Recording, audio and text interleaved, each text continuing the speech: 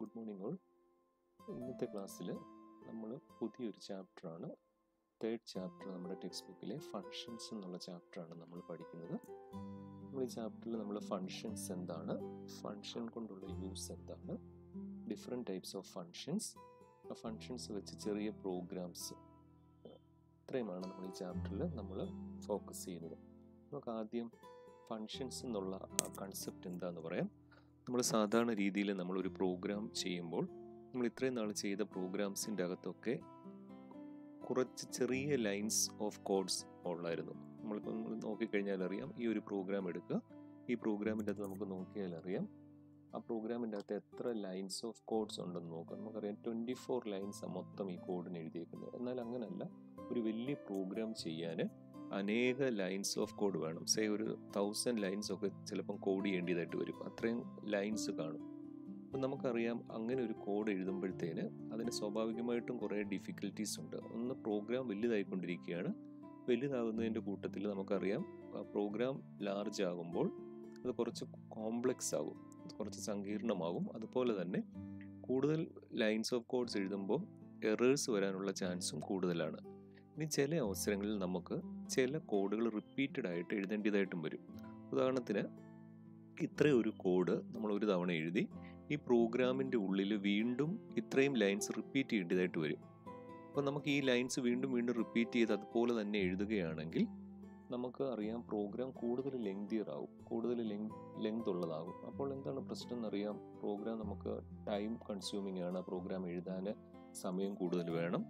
പിന്നെ എൻ്റെ കോംപ്ലക്സിറ്റി, സങ്കീർണത കൂടുതലാണ്, എറർ ഉണ്ടാകാനുള്ള ചാൻസ് കൂടുതലാണ്. അപ്പോൾ ഇങ്ങനെയുള്ള അവസരത്തിൽ നമുക്ക് ഫങ്ഷൻസ് എന്നുള്ളൊരു കൺസെപ്റ്റ് ഉണ്ട്. എന്താണ് ഫങ്ഷൻസ് എന്നാണ് പറയാൻ പോകുന്നത്. അപ്പോൾ നോക്കുക, ഫങ്ഷൻസ് എന്ന് പറഞ്ഞു കഴിഞ്ഞാൽ നമ്മൾ C++ൻ്റെ അകത്ത് ഫങ്ഷൻ എന്ന് പറഞ്ഞാൽ ഒരു വലിയ പ്രോഗ്രാമിനെ നമ്മൾ ചെറിയ ചെറിയ പ്രോഗ്രാംസ് ആയിട്ട് ബ്രേക്ക് ചെയ്യും. ഉദാഹരണത്തിന് നമ്മുടെ ഈ പ്രോഗ്രാം തന്നെ നോക്കുക. ഈ പ്രോഗ്രാമിൻ്റെ അകത്ത് നമുക്ക് പറഞ്ഞു 24 ലൈൻസ് ആണ്. ഇതൊരു 100 ലൈൻസ് ഓഫ് കോഡ്സ് ആയിരുന്നെങ്കിൽ നമുക്ക് ഈ ഒരു വലിയ പ്രോഗ്രാമിനെ പല ചെറിയ സെക്ഷനായിട്ട് ഡിവൈഡ് ചെയ്യാൻ പറ്റും. നമുക്ക് ആ സെക്ഷൻ, ഓരോ സെക്ഷനും ഓരോ ഫങ്ഷനാണ്. അപ്പോൾ നമ്മൾ ഒരു ഫങ്ഷനെ കുറിച്ച് നമുക്ക് ഓൾറെഡി നമ്മൾ പഠിച്ചിട്ടുണ്ട്. ആ ഫങ്ഷൻ്റെ പേര് മെയിൻ ഫങ്ഷനാണ്. നമുക്കറിയാം, മെയിൻ കഴിഞ്ഞ് കേളി ബ്രാക്കറ്റ്, നമ്മൾ ഉള്ള മെയിൻ ഫങ്ഷൻ കഴിഞ്ഞുള്ള കേളി ബ്രാക്കറ്റിനുള്ളിലാണ് ഈ ഫങ്ഷൻ സോൾവ് ചെയ്യേണ്ടതായിട്ടുള്ള പ്രോബ്ലം എഴുതിയിരിക്കുന്നത്. ഇതിനെ നമ്മൾ സബ് ഡിവൈഡ് ചെയ്തിട്ടില്ല. ഈ മെയിൻ കഴിഞ്ഞുള്ള ഈ ഫങ്ഷൻ ഒന്നിച്ച് ഇത്രയും കോഡ്സ് അതിനുള്ളിൽ എഴുതിയേക്കുകയാണ്. നമ്മൾ മെയിൻ എന്ന് പറയുന്ന ഒരു ഫങ്ഷൻ കണ്ടു. നമുക്ക് ഇത് കൂടാതെ വ്യത്യസ്തമായിട്ടുള്ള പല ഫങ്ഷൻസും C++ൽ യൂസ് ചെയ്യാൻ പറ്റും. അപ്പോൾ ഫങ്ഷൻ എന്താണെന്നുള്ളത് നമുക്ക് ആദ്യം ഫങ്ഷൻ്റെ ഡെഫിനിഷൻ നമുക്ക് പറഞ്ഞിട്ട് നമുക്ക് ക്ലാസ് സ്റ്റാർട്ട് ചെയ്യാം. അപ്പോൾ ഫങ്ഷൻ്റെ ഡെഫിനിഷൻ, ഫങ്ഷൻ ഈസ് എ, ഇവിടെ കാണാൻ പറ്റുന്നുണ്ടായിരിക്കും, function is a named unit of statement in a program. ബാക്കി പറയുകയാണ്, to perform a specific task as part of the solution. Okay, ഒന്നും കൂടെ ഫങ്ഷൻ എന്താന്ന് പറയാൻ പോവാണ്. നോക്കുക, function is a named unit of statement in a program. ഒരു പ്രോഗ്രാമിൻ്റെ അകത്ത് പേരോടുകൂടിയ ഒരു സ്റ്റേറ്റ്മെൻറ്റാണ്. അതെന്താ ചെയ്യുന്നത്? To perform a specific task, അതിനോട് പറഞ്ഞിരിക്കുന്ന ഒരു പ്രത്യേക ടാസ്ക്, ഒരു ജോലി ചെയ്യും as part of the solution, നമുക്കൊരു സൊല്യൂഷൻ ലഭിക്കുന്നതിന്. സോ ഈ ഡെഫിനിഷൻ കാണാതെ പഠിക്കണം. നമുക്കിതിൽ നിന്ന് സാധാരണ നമുക്ക് ആദ്യം ചോദിക്കുന്ന ഒരു question, what is A function എന്നാണ് സാധാരണ പരീക്ഷയ്ക്ക് ചോദിക്കുന്നത്. C++ൻ്റെ അകത്തെ ഫങ്ഷൻ എന്താണെന്നാണ്. നോക്കുക, ഫങ്ഷൻ എന്താന്ന് പറയുകയാണ്. ഫങ്ഷൻ എന്നുള്ളതിൻ്റെ അകത്ത് നമ്മളിപ്പം പഠിച്ചത് function is a named unit of statement എന്നാണ്. Named unit of statement in a program, പേരോടുകൂടിയ ഒരു സ്റ്റേറ്റ്മെന്റ് ആണ്. പിന്നെന്താ പറഞ്ഞിരിക്കുന്നത്? രണ്ടാമത് പറഞ്ഞത് which performs a specific task, അതിനോട് പറഞ്ഞിരിക്കുന്ന ഒരു ജോലി ചെയ്യും. Which perform a specific task എന്തിനാണ്? ടു ഗെറ്റ് എ സൊല്യൂഷൻ, ഒരു സൊല്യൂഷൻ കിട്ടുന്നതിന്, to get a solution. So this is the definition of function. So ഫങ്ഷൻ്റെ ഡെഫിനിഷൻ ഒന്ന് നോക്കുക. ഫങ്ഷൻ ഈസ്, നമുക്ക് ഈ 3 പോയിന്റും കൂടെ ചേർത്ത് കഴിഞ്ഞാൽ ഫങ്ഷൻ്റെ ഡെഫിനിഷൻ ആവും. Function is a named unit of statement in a program to perform a specific task to get a solution or as part of getting a solution. നമുക്ക് ഒരു ഫംഗ്ഷൻ അറിയാം, നമുക്കറിയാം സാധാരണ രീതിയിൽ ഫംഗ്ഷൻസ് എല്ലാം എഴുതുന്ന ഫംഗ്ഷൻ കഴിഞ്ഞിട്ട് ഒരു പാരന്തസിസ് കാണും. നമ്മൾ സാധാരണ രീതിയിൽ നമ്മൾ പഠിച്ചിരിക്കുന്ന ഒരു ഫംഗ്ഷൻ മെയിൻ ഫംഗ്ഷനാണ്. മെയിൻ ഫംഗ്ഷൻ എഴുതുന്നത് എങ്ങനെയായിരുന്നു ഓർക്കുന്നുണ്ടോ? മെയിൻ കഴിഞ്ഞ് നമുക്കറിയാം മെയിൻ കഴിഞ്ഞ് ഈ പാരന്തസിസ്, അത് കഴിഞ്ഞ് ഒരു കേളി ബ്രാക്കറ്റിനുള്ളിലായിരിക്കും ഫംഗ്ഷൻ ചെയ്യേണ്ട ടാസ്ക് എഴുതുന്നത്. ഓക്കെ, ഫംഗ്ഷൻ എന്താണെന്ന് നമ്മൾ കണ്ടു, ഫംഗ്ഷൻ്റെ ഡെഫിനിഷൻ കണ്ടു. ഇനി ഈ ഫംഗ്ഷൻ കൊണ്ടുള്ള ഉപയോഗങ്ങൾ എന്തൊക്കെയാണെന്നാണ് പരീക്ഷയ്ക്ക് സ്ഥിരം ചോദിക്കുന്ന ഒരു ക്വസ്റ്റ്യനാണ് ഫംഗ്ഷൻ കൊണ്ടുള്ള അഡ്വാൻറ്റേജ്. അതിനു മുമ്പ് നമ്മൾ പുതിയൊരു കൺസെപ്റ്റ് നമ്മൾ നോക്കുന്നത് മോഡുലറൈസേഷൻ എന്നാണ്. ഞാൻ ആദ്യ ക്ലാസ് തുടങ്ങിയപ്പം പറഞ്ഞു, ഒരു വലിയ പ്രോഗ്രാമിനെ നമുക്ക് ചെറിയ സെക്ഷനായിട്ട് ഡിവൈഡ് ചെയ്യാം. അതിന് ആണ് ഫംഗ്ഷൻ എന്ന് പറയുന്ന പേരെന്ന് പറഞ്ഞു. അപ്പോൾ ഒരു വലിയ പ്രോഗ്രാമിന്, ഉദാഹരണത്തിന് 100 ലൈൻ കോഡുള്ള ഒരു പ്രോഗ്രാമിനെ നമുക്ക് ഡിഫറെൻറ്റ് സെക്ഷനായിട്ട് 25ൻ്റെ കോഡുള്ള 4 സെക്ഷനായിട്ട് ഡിവൈഡ് ചെയ്യാം. ഒരു വലിയ കോംപ്ലക്സ് പ്രോഗ്രാമിനെ ചെറിയ സബ് പ്രോഗ്രാംസ് ആയിട്ട് ഡിവൈഡ് ചെയ്യുന്നതിന് പറയുന്ന പേരാണ് മോഡുലറൈസേഷൻ. അതിൻ്റെ ഡെഫിനിഷൻ നോക്കുക. The process of breaking large programs into smaller sub programs is called modularisation. അതിൻ്റെ ഡെഫിനിഷൻ വളരെ എളുപ്പമാണ്. നോക്കുക, എന്താണ് the process of breaking? Breaking എന്ന് പറഞ്ഞാൽ അറിയാം, മുറിക്കുക. എന്തിനെയാണ് മുറിക്കുന്നത്? Large programs. ഒരു വലിയ പ്രോഗ്രാമിനെ ചെറിയ ഭാഗങ്ങളായിട്ട് കണ്ടോ, into smaller sub programs is called modularisation. ഒരു വലിയ പ്രോഗ്രാമിനെ എന്തിനായിരിക്കും അങ്ങനെ സബ് ഡിവൈഡ് ചെയ്യുന്നത്, എന്തിനായിരിക്കും അങ്ങനെ ബ്രേക്ക് ചെയ്യുന്നത്, എന്തിനായിരിക്കും? നമുക്കറിയാം പ്രോഗ്രാം എളുപ്പമാക്കാൻ വേണ്ടിയിട്ടാണ് അല്ലേ? പല സെക്ഷൻസ് ആയിട്ട്. നമുക്കറിയാം നമ്മൾ സ്കൂളിൽ നമുക്കൊരു എക്സാമ്പിൾ പറഞ്ഞു കഴിഞ്ഞാൽ, നമുക്ക് സ്കൂളിൻ്റെ ക്യാമ്പസ് ക്ലീൻ ചെയ്യണം. അപ്പോൾ ക്ലീൻ ചെയ്യാൻ വേണ്ടിയിട്ട് തന്നെ ഒരു ദിവസം നമുക്കൊരു ടാസ്ക് തന്നിരിക്കുകയാണ്. നമ്മൾ സ്കൂള് ഫുൾ ക്യാമ്പസ് നമ്മൾ ക്ലീൻ ചെയ്യണം. നമുക്ക് പ്രത്യേകിച്ച് ഒരു ഡിവിഷനൊന്നും തന്നിട്ടില്ല. അതുകൊണ്ട് എന്ത് ചെയ്യുമെന്ന് വെച്ച് കഴിഞ്ഞാൽ, ചിലപ്പോൾ ഒരു സെക്ഷനിൽ തന്നെ ആയിരിക്കും ആൾക്കാർ കൂടുതൽ, അവരെല്ലാവരും അവിടെ വൃത്തിയാക്കും. അതുകൊണ്ട് എല്ലായിടവും ഡിവൈഡ് ചെയ്ത് കൊടുക്കാത്തത് കൊണ്ട് എല്ലാ സെക്ഷനും ക്ലീൻ ആക്കാൻ പറ്റിയെന്ന് വരികയില്ല. എന്നാൽ വേറൊരു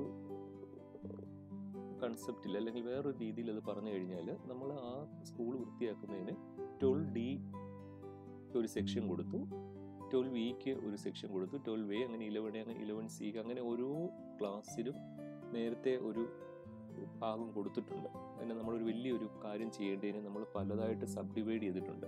അവർക്ക് അസൈൻ ചെയ്തേക്കാണ്, നിങ്ങൾ ഇന്ന ഭാഗം ക്ലീൻ ചെയ്യണം, നിങ്ങൾ ഇന്ന ഭാഗം ക്ലീൻ ചെയ്യണം. അതുകൊണ്ടുള്ള ഗുണം എന്താണെന്ന് വെച്ച് കഴിഞ്ഞാൽ, അവർക്ക് പറഞ്ഞിരിക്കുന്ന വലിയൊരു ടാസ്ക് പല സെക്ഷനായിട്ട് ഡിവൈഡ് ചെയ്തുകൊണ്ട് പറഞ്ഞിരിക്കുന്ന സമയത്ത് അതിനെ ഡിവൈഡ് ചെയ്തതുകൊണ്ട് നമുക്ക് അത് പറഞ്ഞിരിക്കുന്ന സമയത്ത് നമുക്ക് തെറ്റുകൂടാതെ അത് പൂർത്തീകരിക്കാൻ പറ്റും. പറഞ്ഞത് മനസ്സിലായെന്ന് വിചാരിക്കുന്നു. ഒരു വലിയൊരു ടാസ്ക് ആയിരുന്നു അത്. നമ്മൾ ഡിവൈഡ് ചെയ്തുകൊണ്ടുള്ള ഗുണം എന്താണ് നമുക്കറിയാം. ഡിവൈഡ് ചെയ്തുകൊണ്ട് നമ്മളോട് പറഞ്ഞിരിക്കുന്ന ജോലി ആ പറഞ്ഞ സമയത്ത് നമുക്ക് ചെയ്തു തീർക്കാൻ പറ്റും. ഡിവൈഡ് ചെയ്തില്ലായിരുന്നെങ്കിൽ എല്ലാവരും കൂടെ ചിലപ്പോൾ ഒരു സെക്ഷൻ ആയിരിക്കും ക്ലീൻ ചെയ്യുന്നത്, കുറേ ഭാഗം നമുക്കൊന്നും ചെയ്യാൻ പറ്റാതെ വരും. അപ്പം ഇങ്ങനെ ഒരു വലിയ പ്രോഗ്രാമിനെ ചെറുതായിട്ട് ഡിവൈഡ് ചെയ്യുന്നതിന് പറയുന്ന പേരെന്താണെന്നാണ് പറഞ്ഞത്? മോഡുലറൈസേഷൻ. അപ്പം മോഡുലറൈസേഷൻ്റെ ഡെഫിനിഷൻ പരീക്ഷയ്ക്ക് ചോദിക്കുന്നതാണ്. മോഡുലറൈസേഷൻ എന്നുള്ളതിൻ്റെ ഡെഫിനിഷൻ പരീക്ഷയ്ക്ക് ചോദിക്കും. വാട്ട് ഈസ് മോഡുലറൈസേഷൻ എന്ന് ചോദിക്കും. അപ്പോൾ നോക്കാം, മോഡുലറൈസേഷൻ ഡെഫിനിഷൻ നമ്മൾ നേരത്തെ കണ്ട എക്സാമ്പിളിൽ കൂടെ നമുക്ക് ഒന്നും കൂടെ നോക്കാം. ഇവിടെ എന്താണ് മോഡുലറൈസേഷൻ ഡെഫിനിഷൻ എന്ന് പറഞ്ഞ് ഓർക്കുന്നുണ്ടോ? ദ പ്രോസസ് ഓഫ്, ഞാൻ ഒന്നും കൂടി ഇവിടെ എഴുതാം, the process of dividing, okay,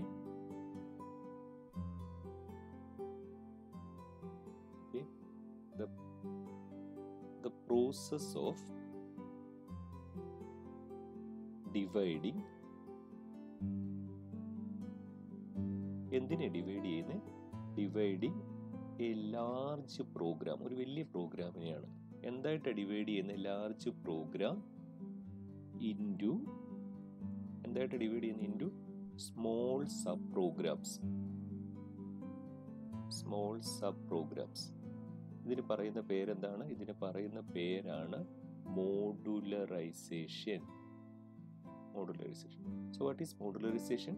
The process of dividing a large program into small subprograms is called modularization.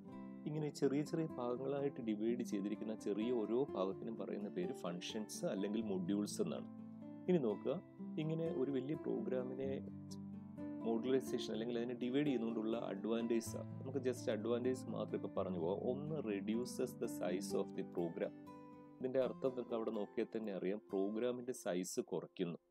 നമുക്കറിയാം പല സെക്ഷനായിട്ട് അതിനെ ഡിവൈഡ് ചെയ്തുകൊണ്ട് ഒരു പ്രോഗ്രാം ചിലപ്പോൾ റിപ്പീറ്റഡ് ആയിട്ട് ചെയ്യേണ്ട ചില കാര്യങ്ങൾ കാണും, അതൊക്കെ ഒരു ആൾക്ക് തന്നെ രണ്ടാമതും ചെയ്യാൻ പറ്റും. അപ്പം പ്രോഗ്രാമിൻ്റെ സൈസ് കുറയ്ക്കുന്നു.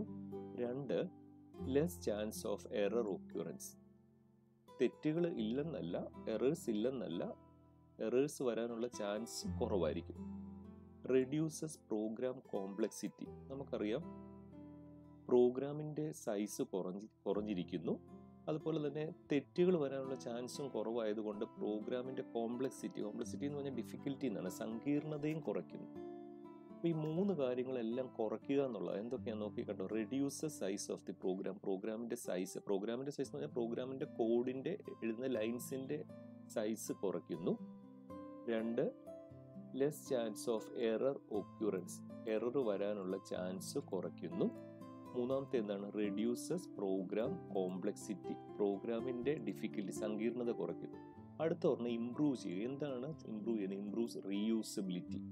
റീയൂസ് ചെയ്യുക എന്ന് പറഞ്ഞാൽ അറിയാം, വീണ്ടും യൂസ് ചെയ്യുക. ഒരു കോഡ് ഞാൻ നേരത്തെ പറഞ്ഞു, ഒരു കോഡിൻ്റെ അത് കുറച്ച് ഭാഗം വീണ്ടും നമുക്ക് കോഡായിട്ട് എഴുതണം എന്നുണ്ടെങ്കിൽ നമ്മൾ സാധാരണ രീതിയിൽ അത് വീണ്ടും ടൈപ്പ് ചെയ്യുകയാണ്. അതിന് പകരം അതൊരു ഫംഗ്ഷൻ്റെ അകത്ത് എഴുതി കഴിഞ്ഞാൽ ആ ഫംഗ്ഷൻ വീണ്ടും നമ്മളതിനെ കോൾ ചെയ്താൽ മതി. നമ്മളത് പിന്നീട് പഠിക്കും. അപ്പം നമുക്ക് ഈ ജസ്റ്റ് ഈ 4 പോയിന്റ്സ് നോക്കാം. എന്താണ് നമ്മളിപ്പം പഠിക്കുന്നത്? മോഡുലർ പ്രോഗ്രാമിങ്ങിൻ്റെ മെറിറ്റ്സ് ആണ്. മോഡുലർ പ്രോഗ്രാമിംഗ് എന്ന് പറഞ്ഞു കഴിഞ്ഞാൽ മോഡുലറൈസേഷൻ വഴി നടത്തുന്ന പ്രോഗ്രാംസ് ആണ്. എന്താ modularisation? Process of breaking large programs into small sub programs. അപ്പോൾ ഒരു പ്രോഗ്രാമിനെ ചെറിയ ചെറിയ പ്രോഗ്രാമായിട്ട് അതിനെ സബ് പ്രോഗ്രാം എന്നാണ് പറയുന്നത്. എന്നിട്ട് നമ്മൾ ഓരോ ചെറിയ സബ് പ്രോഗ്രാംസും നമ്മൾ സെപ്പറേറ്റ് ആയിട്ട് നമ്മൾ സോൾവ് ചെയ്യും. അപ്പോൾ ഈ അപ്രോച്ചിന് പറയുന്ന പേര് മോഡുലർ പ്രോഗ്രാമിംഗ് എന്നാണ്. C++ ഒരു മോഡുലർ പ്രോഗ്രാമിംഗ് സപ്പോർട്ട് ചെയ്യുന്ന ഒരു ലാംഗ്വേജ് ആണ്. മോഡുലർ പ്രോഗ്രാമിംഗ് എന്താണെന്നൊന്നും കൂടെ പറയാമോ? എന്താണ്? നമ്മളൊരു വലിയ പ്രോഗ്രാമിനെ, ഒരു ലാർജ് പ്രോഗ്രാമിനെ ചെറിയ ചെറിയ സബ് പ്രോഗ്രാമായിട്ട് നമ്മൾ ഡിവൈഡ് ചെയ്തിട്ട് ഈ സബ് പ്രോഗ്രാംസ് എല്ലാം അല്ലെ സബ് പ്രോബ്ലംസ് എല്ലാം നമ്മൾ സെപ്പറേറ്റ് ആയിട്ട് സോൾവ് ചെയ്യും. ഓക്കെ, അപ്പോൾ ഇങ്ങനത്തെ ഈ അപ്രോച്ചിന് പറയുന്ന പേരാണ് മോഡുലർ പ്രോഗ്രാമിംഗ്. നമുക്കതിൻ്റെ ഡെഫിനേഷൻ നോക്കാം. In programming a large problem will be divided into small sub-problems that can be solved by writing separate programs. ഇവിടെ പറഞ്ഞിരിക്കുന്നതിൻ്റെ മലയാളം, പ്രോഗ്രാമിൻ്റെ അകത്ത് ഒരു വലിയ പ്രോഗ്രാമിനെ ചെറിയ ചെറിയ സബ് പ്രോഗ്രാമായിട്ട് നമുക്ക് ഡിവൈഡ് ചെയ്യാൻ പറ്റും. എന്നിട്ട് ആ ഒരു സബ് പ്രോബ്ലം നമുക്ക് സെപ്പറേറ്റ് ആയിട്ട് നമുക്ക് സോൾവ് ചെയ്യാൻ പറ്റും. This kind of approach is known as modular programming. ഒരു വലിയ പ്രോഗ്രാമിനെ ഇങ്ങനെ ചെറിയ ചെറിയ ഭാഗങ്ങളായിട്ട് നമുക്ക് ഡിവൈഡ് ചെയ്യുക എന്ന് പറഞ്ഞാൽ ഡിവൈഡ് ചെയ്യുന്ന ആ പ്രോസസ്സിന് പറയുന്ന, ആ പ്രക്രിയയ്ക്ക് പറയുന്ന പേര് മോഡുലറൈസേഷൻ. ഇപ്പോൾ മോഡുലർ പ്രോഗ്രാമിൻ്റെ അഡ്വാൻറ്റേജ് ഓർക്കുന്നുണ്ടോ? എന്തൊക്കെയാണ്? 1, പ്രോഗ്രാമിൻ്റെ സൈസ് കുറയ്ക്കുന്നു, reduces the size of the program. 2, less chance of error occurrence, reduces program complexity. അടുത്തത് ഇംപ്രൂവ്സ് റീയൂസബിലിറ്റി. ഇത് പരീക്ഷയുടെ 3 മാർക്കിൻ്റെ സ്ഥിരം ക്വസ്റ്റ്യൻ ആണ്. ഒരു പരീക്ഷയ്ക്ക് സാധാരണ ചോദിക്കുന്ന ആദ്യത്തെ ഒരു ഭാഗത്തിലെ ക്വസ്റ്റ്യൻ, ഫംഗ്ഷൻ എന്താണ്, മോഡുലർ പ്രോഗ്രാമിംഗ് എന്താണ്, മോഡുലർ പ്രോഗ്രാമിൻ്റെ അഡ്വാൻറ്റേജസ് എന്തൊക്കെയാണ്. നമുക്ക് അതിൻ്റെ ഡിസഡ്വാൻറ്റേജസും പഠിക്കാനുണ്ട്. അത് നമുക്ക് അടുത്ത ക്ലാസ്സിലേക്ക് നമുക്ക് നോക്കാം. നമുക്ക് ഇന്നത്തെ ക്ലാസ്സിൽ നമ്മൾ ഇന്ന് പഠിച്ചിരിക്കുന്ന ആ ഒരു ഭാഗം മാത്രം നോക്കാം. നമ്മൾ ഇന്ന് ചെയ്യാൻ പോകുന്നത്, നമ്മൾ ഇന്ന് പഠിച്ച ഭാഗങ്ങളെക്കുറിച്ച് നമ്മൾ ഒരു ജസ്റ്റ് എന്തൊക്കെയാണ് ഭാഗങ്ങൾ നോക്കുകയാണ്. നമ്മൾ ഇന്ന് പഠിച്ചത് ഫങ്ഷൻസ് എന്താണ്, മോഡുലർ പ്രോഗ്രാമിംഗ് എന്താണ് മോഡുലർ പ്രോഗ്രാമിംഗ് എന്നറിയാം. ഒരു പ്രോഗ്രാമിൻ്റെ അകത്ത് ഒരു പ്രോഗ്രാം കോഡിനെ സബ് പ്രോഗ്രാമായിട്ട് ഡിവൈഡ് ചെയ്തിട്ട് ഓരോ സബ് പ്രോബ്ലംസിനെയും സെപ്പറേറ്റ് ആയിട്ട് നമ്മൾ സോൾവ് ചെയ്യുന്നു. നമ്മളിവിടെ പറഞ്ഞു, അതിനെയാണ് മോഡുലർ പ്രോഗ്രാമിംഗ്. ഇങ്ങനെ ഒരു വലിയ പ്രോഗ്രാമിനെ ചെറിയ സബ് പ്രോഗ്രാമായിട്ട് ഡിവൈഡ് ചെയ്തതിന് പറയുന്ന പേര് മോഡുലറൈസേഷൻ. ഇങ്ങനെ ഡിവൈഡ് ചെയ്ത ഓരോ ചെറിയ സബ് പ്രോഗ്രാംസിനും പറയുന്ന പേര് മൊഡ്യൂൾ അല്ലെങ്കിൽ ഫംഗ്ഷൻ എന്നാണ്. ഇനി മോഡുലർ പ്രോഗ്രാമിൻ്റെ അഡ്വാൻറ്റേജ് എന്തൊക്കെയാണ് നമുക്കൊന്നും കൂടെ പറയാം. Reduces the size of the program. അടുത്ത ഓർക്കുന്നുണ്ടോ? Less chance of error occurrence, reduces program complexity, improves reusability. ഇത് എന്തൊക്കെയാണെന്നുള്ളത് അടുത്ത ക്ലാസ്സിൽ എക്സ്പ്ലെയിൻ ചെയ്യും. ജസ്റ്റ് ഇന്നത്തെ ക്ലാസ്സിൽ ഒരു ഇൻട്രൊഡക്ഷൻ പോലെ പറഞ്ഞു പോവുകയാണ്.